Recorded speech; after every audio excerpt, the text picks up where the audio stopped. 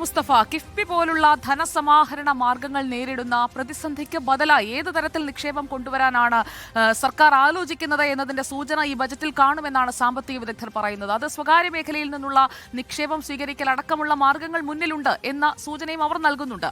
അങ്ങനെയുള്ള സാധ്യതകൾ ഈ ബജറ്റിൽ ഉണ്ടാകുമോ? തങ്ങളുടെ പ്രതീക്ഷ എങ്ങനെയാണ്? തീർച്ചയായിട്ടും നികുതിയേതര വരുമാനങ്ങൾ വർദ്ധിപ്പിക്കുന്നതിനുള്ള വലിയ പരിശ്രമമാണ് ഈ ബജറ്റിൽ ഉണ്ടാവുക എന്നുള്ളതാണ് സൂചനകളിൽ നിന്ന് മനസ്സിലാക്കാൻ വേണ്ടി കഴിയുന്നത്. നേരത്തെ ശ്രീ നിർമ്മൽ തന്നെ സൂചിപ്പിച്ചതുപോലെ നമുക്ക് നികുതി വരുമാനം വർദ്ധിപ്പിക്കുന്നതിന് പുതിയ മേഖലകൾ ചിലപ്പോൾ കണ്ടെത്താം.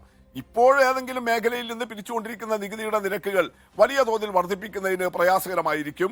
അതേസമയം ഇതുവരെ നമ്മൾ ടാപ്പ് ചെയ്യാത്ത മേഖലകളിൽ നികുതി ഏർപ്പെടുത്തുന്നതിന് ഉള്ള സാധ്യതകൾ ആരായും. അതോടൊപ്പം നികുതിയേതര വരുമാനങ്ങൾ വർദ്ധിപ്പിക്കുന്നതിനുള്ള വലിയ നിലയിൽ 80,000 കോടി രൂപയുടെ പദ്ധതിയാണ് കിഫ്ബിയിൽ ഇതിനകം അംഗീകരിച്ചിട്ടുള്ളത് കഴിഞ്ഞ 7 വർഷം കൊണ്ട്.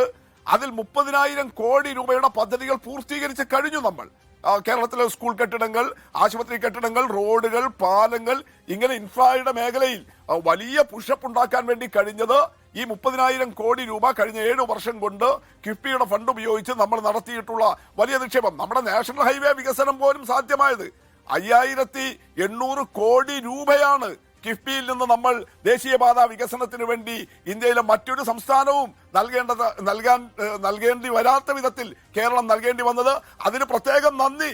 കഴിഞ്ഞ മാസം കാസർഗോട്ട് ദേശീയപാതയിലെ ഈ വികസനത്തിന്റെ ഭാഗമായിട്ടുള്ള ചില റീച്ചുകളുടെ ഉദ്ഘാടനം, പാലങ്ങളുടെ ഉദ്ഘാടനം നടത്താൻ വന്നപ്പോ ഓൺലൈനിലായിരുന്നു. കേന്ദ്ര ഉപരിതല ഗതാഗത വകുപ്പ് മന്ത്രി നിതിൻ ഗഡ്കരി പിണറായി വിജയന്റെ മുഖ്യമന്ത്രിയുടെ പേരെടുത്ത് പറഞ്ഞ് അതിന് പ്രത്യേകം നന്ദി രേഖപ്പെടുത്തുന്ന അനുഭവം നമ്മുടെ മുന്നിലുണ്ടായി. അപ്പൊ അതുകൊണ്ട് കേന്ദ്രം മറ്റു തരത്തിൽ നമ്മളെ രാഷ്ട്രീയമായി വിവേചനം കാണിച്ച് ഞെരിക്കുമ്പോഴും കേരളം പിണറായി വിജയൻ ഗവൺമെന്റിന്റെ കാലത്ത് വലിയ കുതിപ്പ് നടത്തുന്നു. അതിൽ കിഫ്ബി വലിയ ഘടകമായിട്ടുണ്ട് എന്നുള്ളത് നമ്മുടെ അനുഭവമാണ്. നമ്മൾ ആ മേഖലയിലെല്ലാം വലിയ കുതിപ്പ്. അതുകൊണ്ട് അത്തരം ഒരു സമീപനം തന്നെയാണ് ഉണ്ടാക്കിയെടുക്കാൻ വേണ്ടി കഴിയുക.